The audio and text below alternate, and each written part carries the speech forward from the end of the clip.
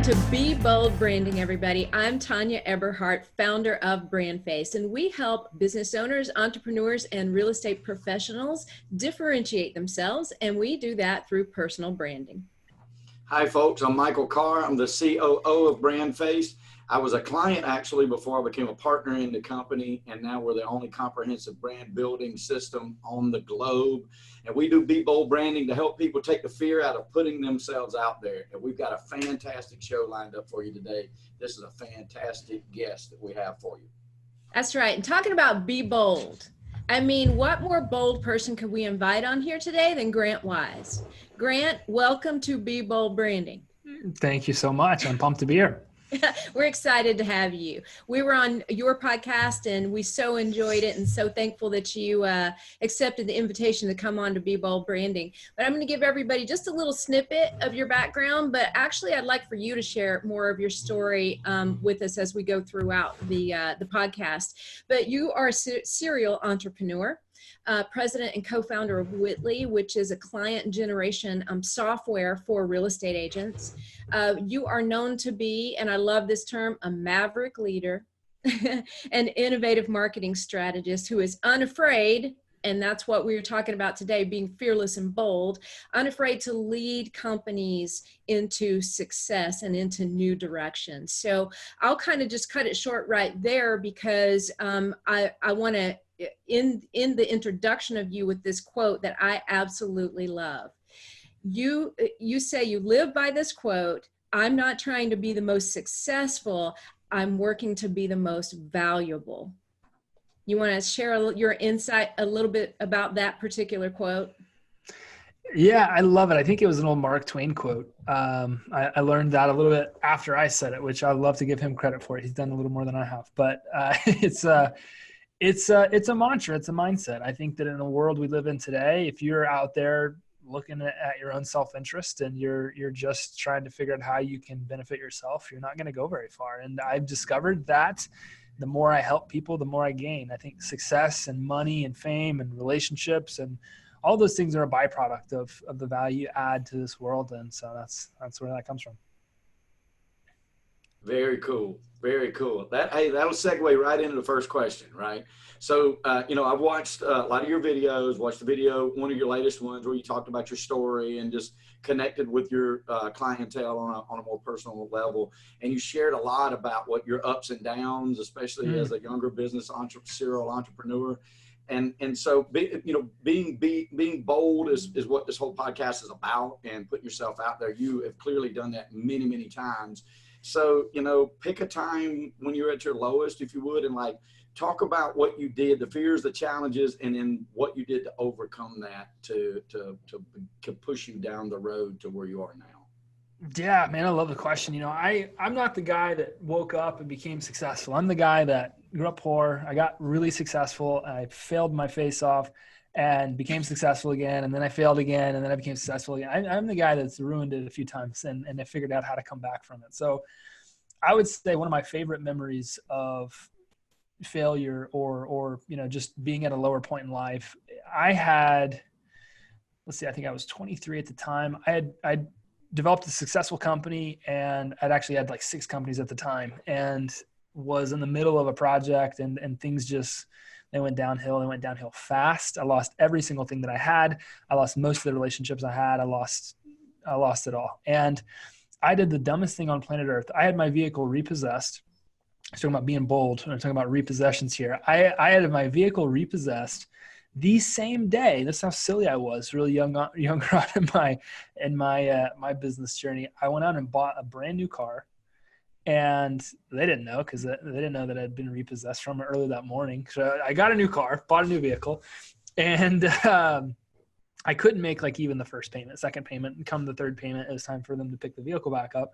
And I remember this. I'll never forget it for the rest of my life. I called an old coach that I had who was like a father to me. This dude was a legend, love him to death. And I tell this story often because I want to make sure he knows how important he is.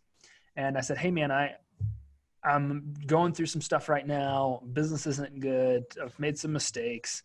I've got this vehicle and they're going to repossess it if I don't make the payments. Is there any way that you could help me out with some money? Would you loan me a little money to make sure that, this doesn't happen? And he's like, yeah, I think we'll figure something out. So he called me back. It was like 9:30 at night. I'm standing on the curb at a bar, somewhere I didn't really need to be. And he says, I think that you should let that vehicle go. And I was like, no, come on, man. Like I thought, in my mind, I'd solved my problem, and I did solve my problem. I just didn't solve it the way that I thought I was going to. And he said, I think it's a little silly. I don't know if you can see this or not, but to have a vehicle that you can't afford isn't really something that you should be doing. And I'm not going to continue to enable the poor behavior. And I said, come on, coach, it's the only thing I got. Everything's been taken from me. It's the only nice thing I have left. And he turned to me. Well, he didn't turn to me over the phone. He said, I hear that you have a ton of pride in your voice. And I want to be really honest with you right here and say that you don't deserve any of the nice things that you may or may not have in your life right now. It's your pride, it's your ego that is driving this conversation.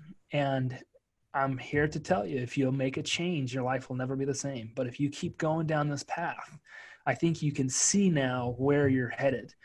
And I'll never forget, it was as soon as the words came out of his mouth, like in an instant, my mind shifted.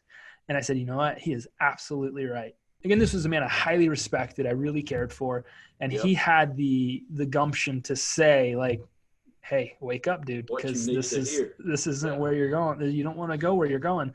And I did a turn. I literally I turned around and I decided to change my entire life. I decided to start looking at the decisions that I was making that really was leading me down the wrong path. And I decided to, become a really good student of who I had been. And, started to, because one of the greatest things that a human being can do is learn how to swallow your pride and live with a little less ego. And it's magical how that complements, even some of the quotes that we were talking about. Being a valuable person can make you can become so much more valuable in the relationships you have, and this and that and the other, and the businesses you have, if you learn to stop looking at life through a lens of pridelessness or pride and live with more pridelessness. You can make decisions that not only help you but help more people. And so that was a defining moment in my life. And I'll never forget it for the rest of my life, because it totally changed the trajectory of where I was headed. And my life looks, completely different 5 or 6 years later now. We're outside of that conversation, but this is just one of the highlights of my down times. I made a bunch of dumb decisions, and I was a young kid. I grew up with very little money, and then when I had some, nobody ever taught me how to spend it. But it helps you develop an even stronger ego as a 21, 22-year-old kid when you get all the money that you ever thought you would ever need. And so that was definitely a highlight. Oh, that's a fantastic story. Yeah, that's super good. God bless those people that show up like that are willing to tell us the truth at the time when we probably would hear it. You know what I mean? There might have been other people tell you that along the way, and you were in no place to hear it. That's I love those stories like that. Yeah, and people don't realize. I'm sorry to cut you off, Tanya, but people don't realize a lot of times that is being humble is the most bold thing that you can do.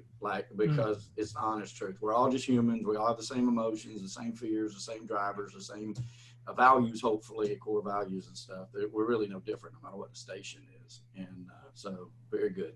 Really cool. I saw in your story, Grant, some parallels to Michael's life. And that's why, I knew today was going to be a special day for this interview, because there are parallels there. And Michael, I don't know if you want to, touch on those. We don't have to elaborate, but it's pretty awesome. Well, and watching your thing about the construction and stuff, we had a construction wing in our company, and we're making like bank in the REO business. And then I had a portfolio, so I had a crew, so I started selling what the crew could do, and it turned into a construction company. And then we lost all of our clients. We lost 4 of our 5 major, they were all publicly traded companies that were buying houses, and we were doing the rehabs for them. We lost we had 5 major contracts. We lost 4 in 1 month, and then the 5th one the next month. So in 2014, I'm staring at all this payroll and insurance, and you know, we had 6 trucks and 6 full-time crews running, and it was like, I was like, brakes on fast, and we got to figure something out. So yeah, a lot of parallels there. And then in the way you grew up too, I can definitely identify with what it was like. I grew up, my dad was in the car business, and he made bank money. Like, he made a lot of money in the early 80s. And then by the early 90s, he had drank it all away in planes and boats, and started taking days off. I'm like, Dad, what are you doing? Like, you never take a day off. Like, oh, it'll be fine. And then one day was 2 days, 2 days. Then it got where it wasn't working, you know, and it just, his whole portfolio fell apart. I watched all of that, but it allowed me to, I think, later on, to overcome a lot of what I overcame. Like, I think I could face what happened to me in 2014 because I'd watched what happened with my dad, and he was not a humble guy. Like, he would just, you know, he had a couple of friends try to bail him out. He'd run him off his lot, you know, because he was just so determined he'd do it himself, and it was too late, you know, and it was the lack of humility is really what harmed him the most. So, yep. So Grant, fast forward a bit to when you started working with real estate agents, and you realized, hey, I've got something super valuable here to share. And it started for you, correct me if I'm wrong, with Facebook ads, and realizing you could get leads, you could get clients, and figuring out how to do that and teaching other people to do that same thing. Take me back to that day when you realized that. And what was that driving force? Like, what made you say, hey, this is it. This is like a great direction for me to head in. Man, I fell into that. It was probably just by luck, because I started a real estate brokerage when I was 21 years old. So I grew up in the real estate industry.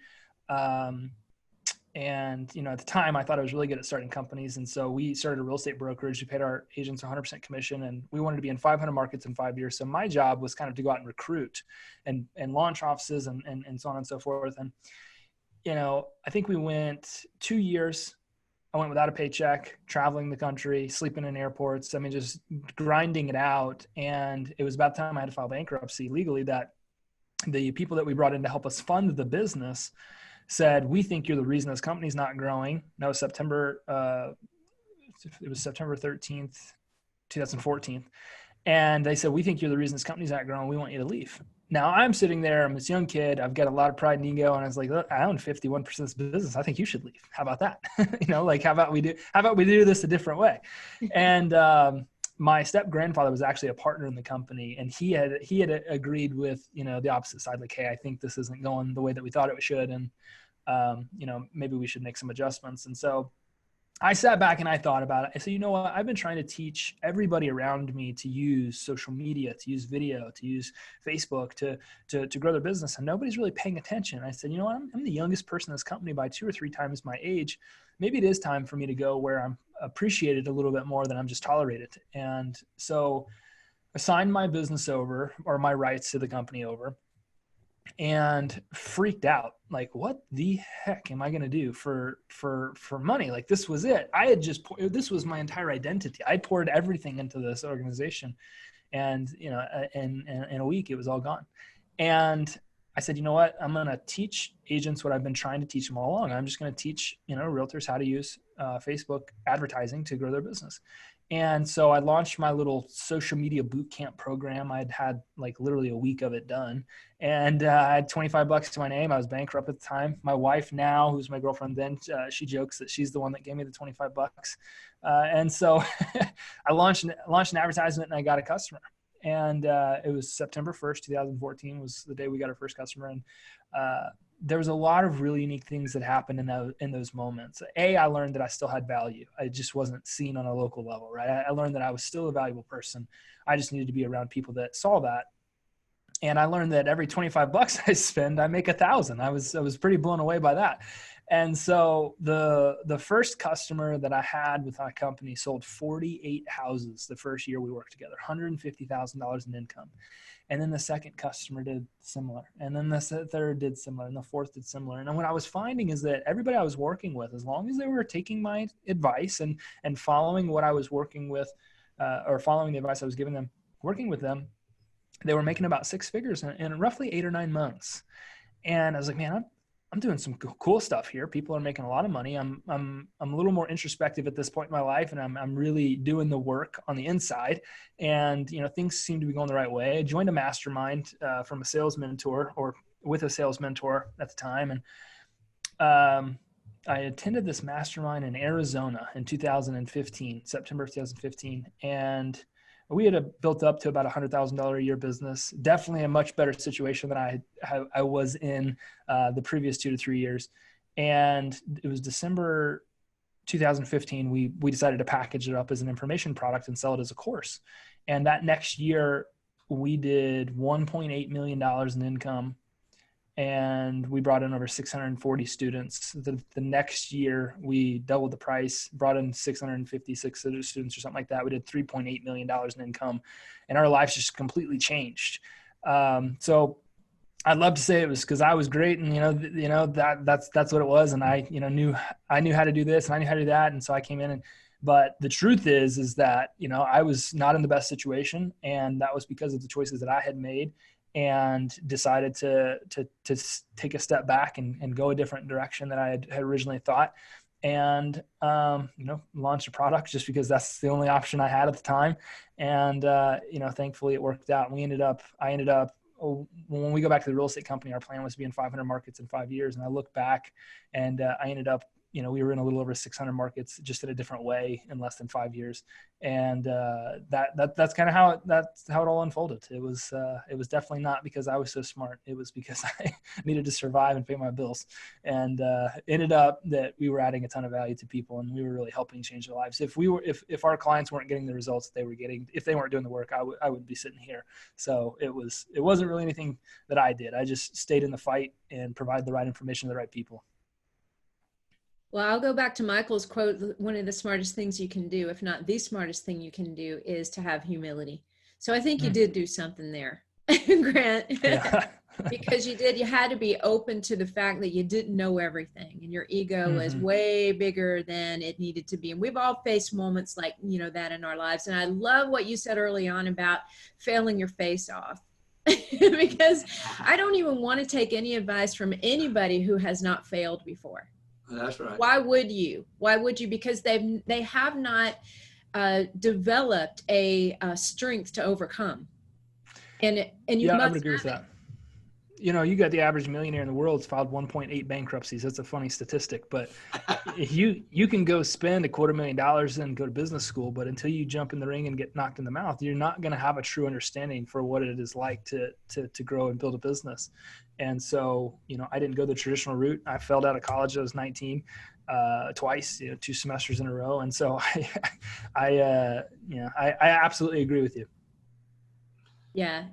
Good. Because I love the story. I think it tells volumes for what this podcast is all about, which is being bold, and being bold enough to admit when you didn't make the best choices.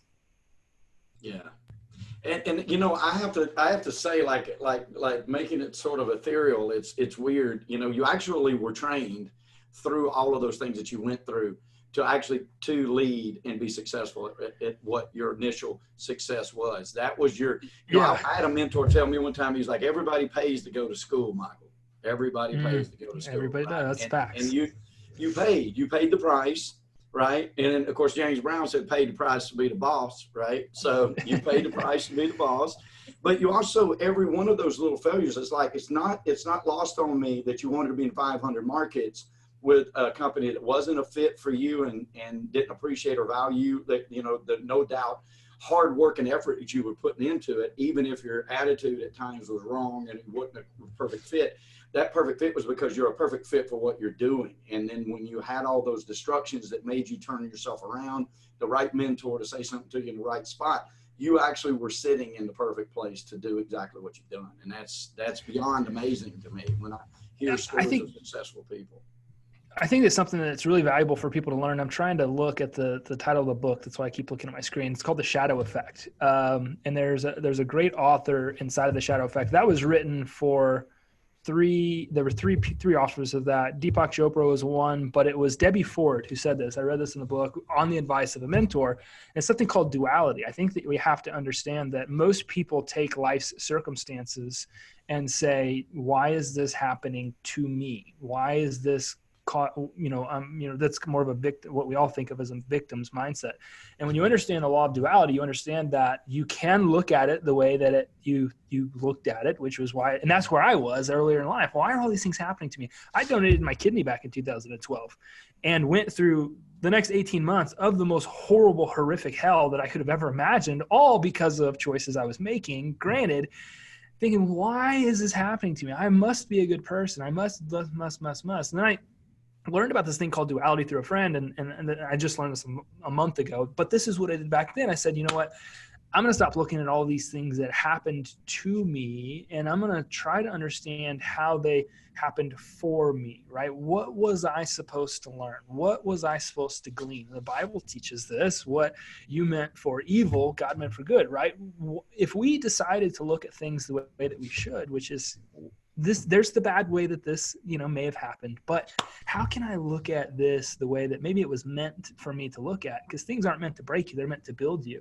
And if you decide to start thinking about the things that you can learn, which again goes back to looking at things with a little bit more of a prideless lens, it's unbelievable what can happen in your life. It's unbelievable how, I don't want to say indestructible you become, but it's powerful when, very little things can hurt you because of the way that you decide to look at them. Super powerful. That's fantastic. Well, and that'll lead into my next question, because we know of one mentor, right, that really hit you at a very vulnerable time and said the right words that you needed to hear, right? So give us another one. Like it could be a business mentor, whatever, somebody to help you overcome and to take a next level step. Because, in business, it's not like we never make it, right? We're never there. Like it's a journey, and there's always another level to go to or another decision to make. It's not like it's ever going to go away. So like, give us one, maybe a next level mentor or something, anything. Yeah, I think that something that was really powerful to understand is I can look back at my life through the history of my life, going back to when I was a kid, and I can see times where I listened to mentors and did what they said, the difference of when I stopped listening to mentors and I didn't listen to what they say. And I think that it's really important to remember that as you start to succeed, however you might define that you shouldn't let go of that coach or that mentor or that person that can help you, because you're right, at new level, every new level brings new devils, right? We've got to continually overcome different things, and which is why I continue to invest in myself, even times when I feel like I can't. Continue to invest, not in stock market, not in real estate, but in myself, so that I can continue to grow. And I think one of the greatest things that I've come across lately is uncovering the identity that we all have of ourselves, the way that we look at ourselves. Somebody said this the other day, we were doing an interview, said your words are your wand. And the things that you say, the things that you believe, the stuff you're putting out in the world is 100% what you're going to get back as fast almost as you say it. If you are addicted to drama, it's amazing how fast that stuff shows up in your life. If you are talking about how you're not this or you're not that, what you say becomes an identity that you have in your life. And I think if you get nothing else from this conversation, understand that the things coming out of your mouth become an identity. They become a belief. And guys, guess what? They become the things that you start to live out. There was a time in my life that said, I'm not good with money. Guess what? I was not good with money. There was a time when I said I'm worthless. Hey, guess what? I was worthless. Everything that I spoke became the truth that was my life. And so this is something that I've really started to discover recently. A mentor that I have right now, a coach that I have right now, is helping me walk through certain situations. Paying attention to your identity, I think, is so important. And it's the words you speak. It's the beliefs you have. It's the settlements you make with, well, I've always been like this, or I was always like that, or this is how it was when I was a kid, or whatever that is. It is an identity. And uncovering the facts that you can change your identity at any time you possibly want. Like, one of my favorite quotes of all time is Tony Robbins. I'm not going to say the quote because it's a little vulgar, but it's just Tony Robbins. I built this Tony Robbins mother effer. Like, I constructed this guy, right? And I think you have to look at the fact that that is a choice we all have. We have the choice to construct who it is that we want to be. And nobody, I'm not gonna say nobody, I'm a huge believer. My faith is one of the most important things that I have. And I've learned that when I partner up with God and I pray for these things, and I'm pulling up the wrong journal, I really get to build an identity grounded in faith. And, it's something that I work on very intentionally every single day. I spend a lot of time writing and journaling. It's become a huge habit and ritual for me. And I know that the days that I wake up and I'm relentless about, sticking to the identity that I've wanted to create for myself, are the days that I'm the most successful in my own terms. And the days that I don't, having a Grant Wise week, thinking I got it all figured out, are the days that I start tapering off and falling off of, falling off downhill. So I think that that's a powerful, powerful thing that I've really, really uncovered, just like literally within the last month, that's helped me totally transform the way that I think. And now I'm talking a month ago, and this is some of 2 weeks ago. I'm not talking about 5 years ago when I was sitting in the failures and those different types of things. I'm talking about times where things are a lot different for me, and, making that conscious, intentional choice to continue to improve. It's really, really powerful stuff. Mm-hmm. Boy, I have so much to say about that. Okay.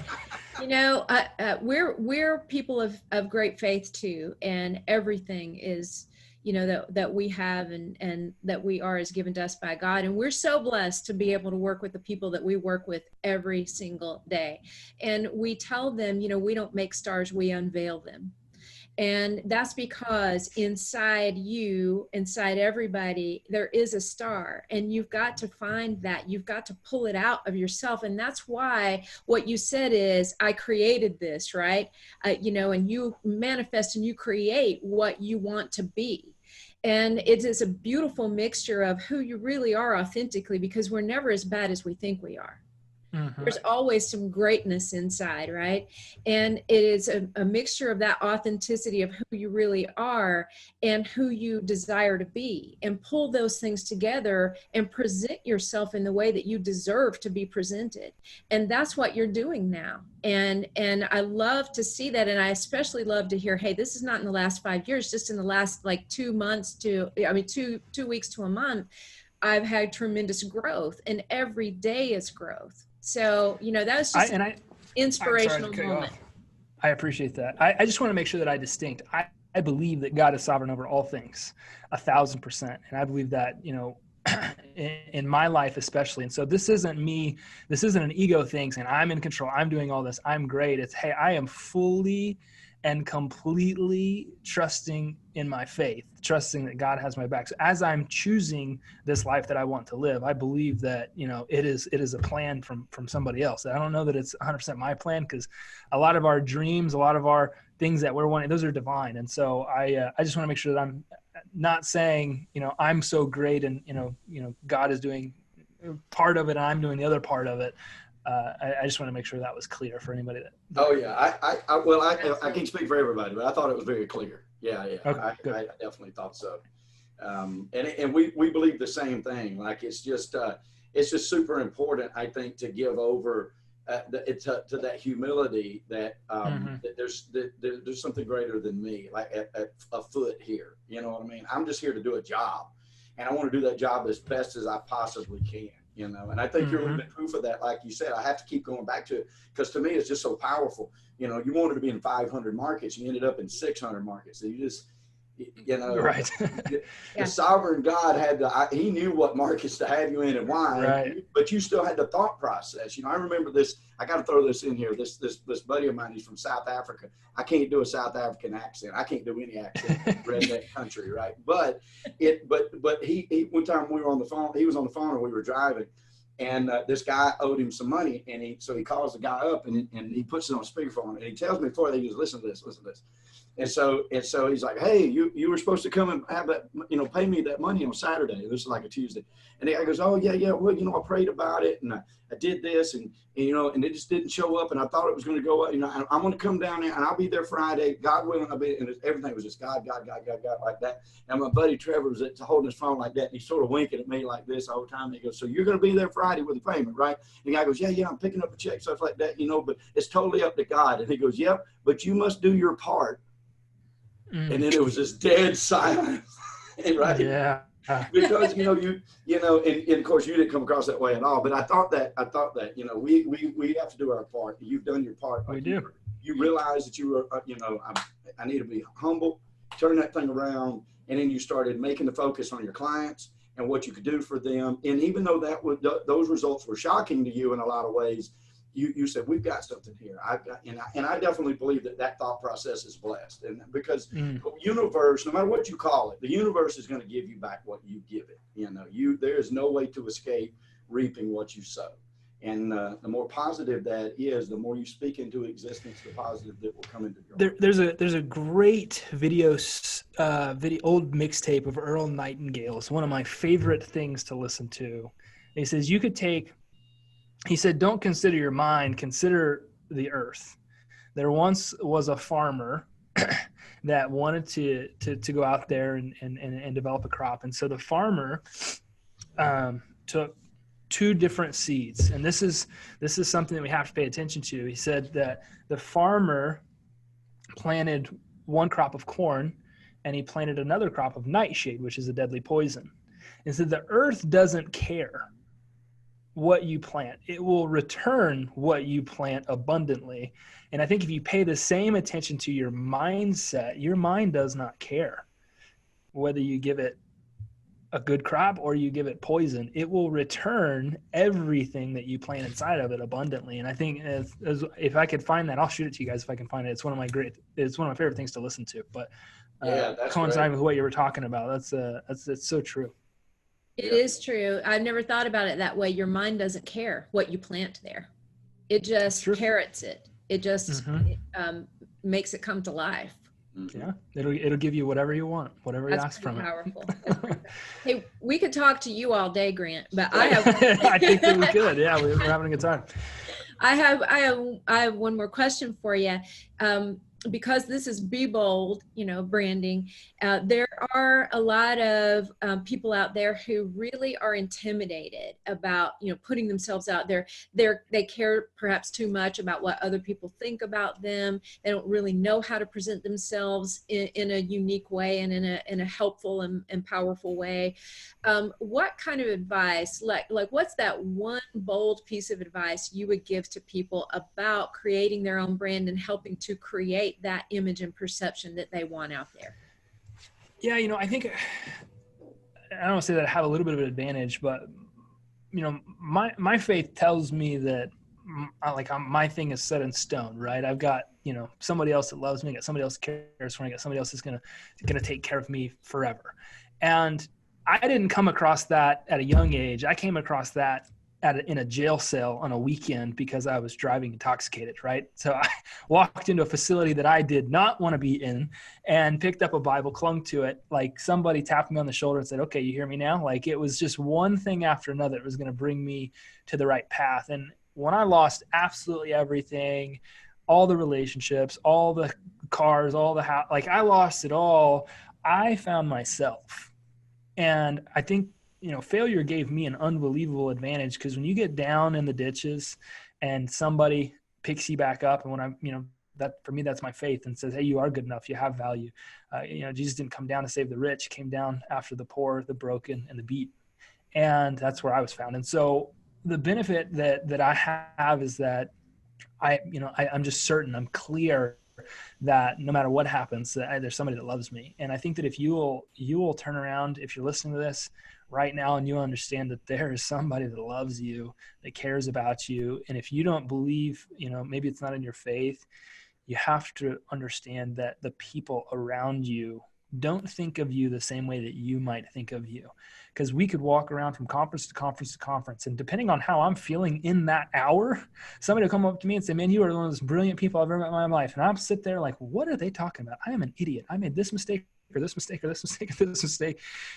You have a totally different understanding or perception of yourself than most people do. So realize that, somebody loves you, man. Somebody really wants to care for you. Somebody really wants to take care of you.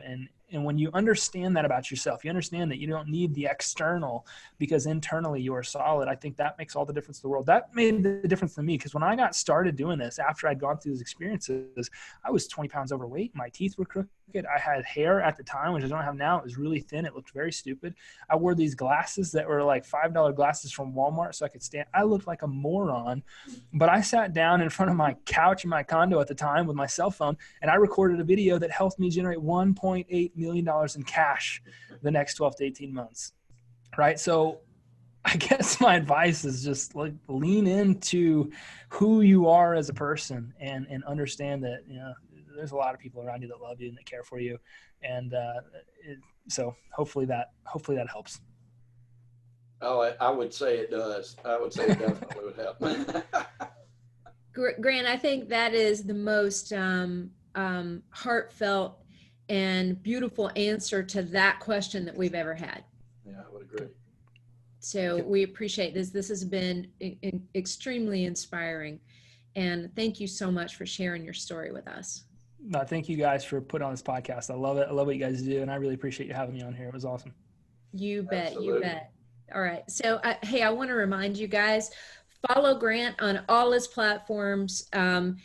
Definitely support him, because trust me, he's incredible. And you guys, for those of you who don't already know who he is, and most of you will, now you really know. So support him out there. And if you guys have any questions about helping to build the brand that you deserve and pull out that inner person that you know you truly are, visit discussyourbrand.com, discussyourbrand.com.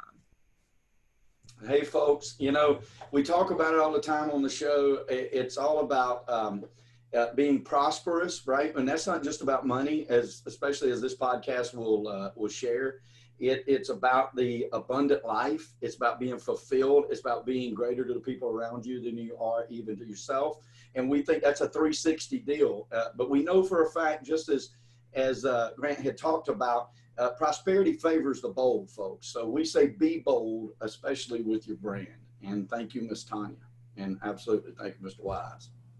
All right. Thank you, Michael and Grant. And we'll see you next time on Be Bold Branding.